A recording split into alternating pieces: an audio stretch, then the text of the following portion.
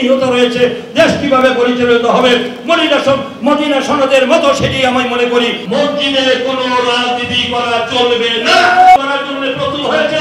নির্বাচন কমিশন ঘোষণা দিয়েছে, ঘোষিত অনুযায়ী এই অন্তর্বর্তীকালীন সরকার ঘোষণা দিয়েছে বাংলার রাজনৈতিক দলগুলি প্রস্তুত। এখন কোনো অজুহাতে কোনো তাল বাহানা করে নির্বাচন বর্জন করা, বন্ধ করা, প্রলম্বিত করার যে ষড়যন্ত্র, আবার ফেসিবাদের অপশক্তিকে বাংলাদেশে পুনর্বাসন করার যে ষড়যন্ত্র হচ্ছে, দেশি বিদেশি চক্রান্ত হচ্ছে, সেই চক্রের সাথে জড়জড়িত থাকবে। তারা জনগণ থেকে বিচ্ছিন্ন হয়ে যাবে, ইতিহাসে পুরো বিক্ষিপ্ত হবে। তারা বাংলাদেশের জনগণ তাদেরকে মেনে নেবে না।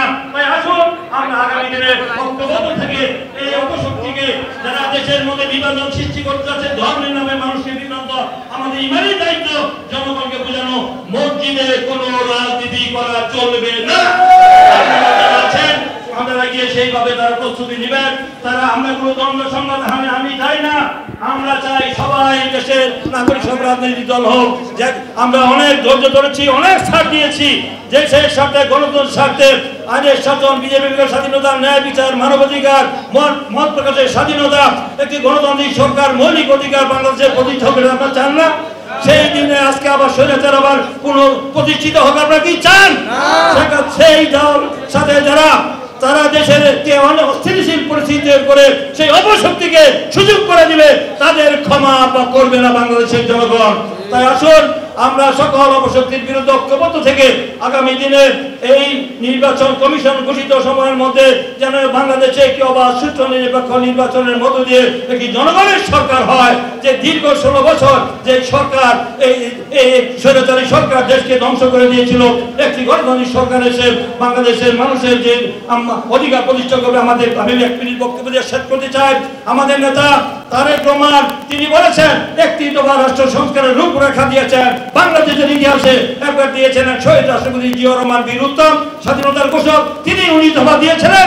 আর তারেক রহমান দিয়েছেন একটি দফা রাষ্ট্র সংস্কারের।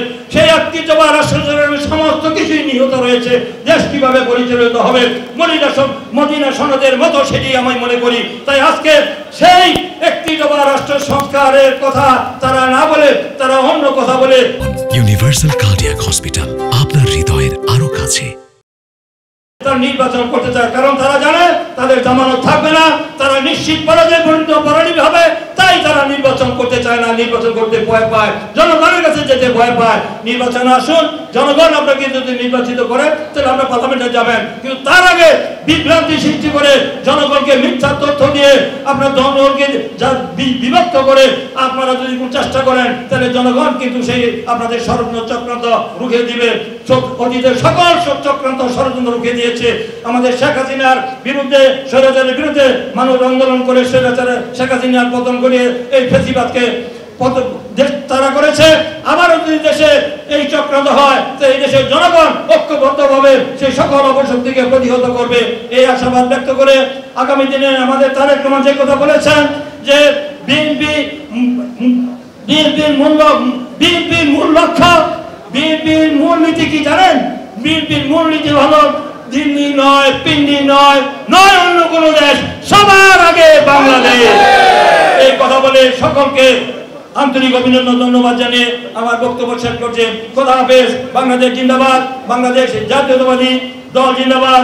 মহান স্বাধীনতার ঘোষক শহীদ রাষ্ট্রপতি জিয়াউর রহমান বীর উত্তম অমর হোক। আমাদের প্রাণপ্রিয় নেত্রী, দেশ নেত্রী জিন্দাবাদ।